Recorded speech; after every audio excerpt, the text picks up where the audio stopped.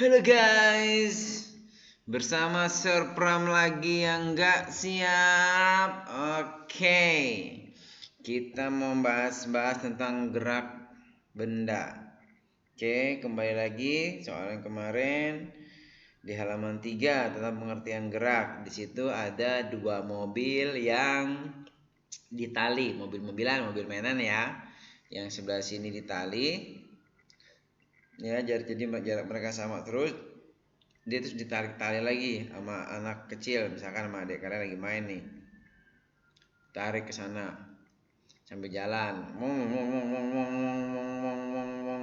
gitu ya. Terus di sini ada titik B, di sini ada titik A. Pertanyaannya nomor 1, apakah kedudukan kedua mobil mainan tersebut berubah terhadap titik A dan B? Ya, kalau dia ini ditarik maju, pasti kalau terhadap titik B, dia akan menjauhi, mainan ini akan menjauhi titik B. Gitu ya, kalau karena arahnya ke A. Dan si A dia akan mendekati. Ya kan? Jadi kedudukannya berubah. Jawabannya itu, apakah kedudukan kedua mobil mainan tersebut berubah terhadap titik A dan B? Jawabannya iya. Yang B menjauhi titik B sebagai titik acuan, dan A nanti mendekati titik si A, menjadi si A sebagai acuan. Lanjutannya, apakah kedua mobil mainan itu bergerak terhadap titik A dan B? Apakah kedua mobil mainan itu bergerak terhadap titik A dan B? Jawabannya iya. Ya, oke. Kalau bicara kedudukan tadi, nah si B tadi bergerak menjauhi, ya sebagai B titik acuannya. Kalau si A, dia si mobil mainan ini bergerak mendekati. Gitu ya, paham? Jadi jawabannya, apakah berubah kedudukannya terhadap titik A dan B? Ya. Dan apakah kedua mobil mainan itu bergerak terhadap titik A dan B? Jawabannya juga iya. Alright. Yeay.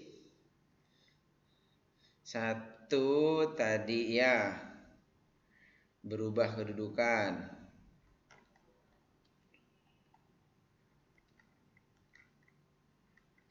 Dan bergerak terhadap titik A dan B. Tulisan saya rapi sekali. Pertanyaan nomor 2, apakah kedudukan mobil mainan itu berada di depan berubah terhadap mobil mainan yang ada di belakang? Mari kita telaah. Saya ulangi lagi, apakah kedudukan mobil mainan yang berada di depan berubah terhadap mobil mainan yang ada di belakang? Oke, menurut kamu berubah nggak kedudukannya? Kedudukannya tetap menurut saya. Nanti kalau kalian punya jawaban lain, oke, mari kita diskusikan. Kenapa? Karena dia tetap nggak berubah. Kedudukan dia tetap ada di depan. Tidak berpindah ke kiri, tidak pindah ke kanan, tidak pindah ke belakang. Si mobil, karena titik acuannya mobil belakang, si mobil belakang tetap melihat mobil di depannya, iya ada di situ, dia tidak berubah letaknya, ya. Karena kalau kita bedain antara ujung jarum jam dengan porosnya, ya dia berubah karena posisi ada di kiri, di kanan, di kiri, di kanan, kan berubah terus dia tuh, ya kan? Dia melihatnya. Oke. Nah, kesimpulannya apa yang dapat kamu peroleh di atas? Oke, jadi menurut saya kesimpulannya, suatu benda dapat dinyatakan bergerak terhadap suatu titik acuan atau terhadap benda lain jika jarak atau posisi antar keduanya berubah. Ulangi, suatu benda dinyatakan bergerak terhadap titik acuan dan terhadap benda lain jika jarak atau posisi antar keduanya berubah. Posisi antar keduanya. Oke, baiknya kalau dibandingkan ada mobil sedang berjalan, ya, antara tempat duduk satu dengan tempat duduk lain, apakah dia bergerak?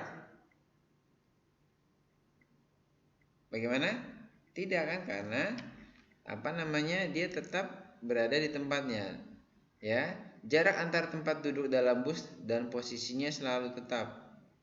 Dalam hal ini tempat duduk yang satu tidak bergerak, terhadap tempat duduk lain, sebab jarak dan posisinya selalu tetap. Oke, nanti kalau ada masih butuh ditanyakan, mari kita diskusikan bersama. Thank you.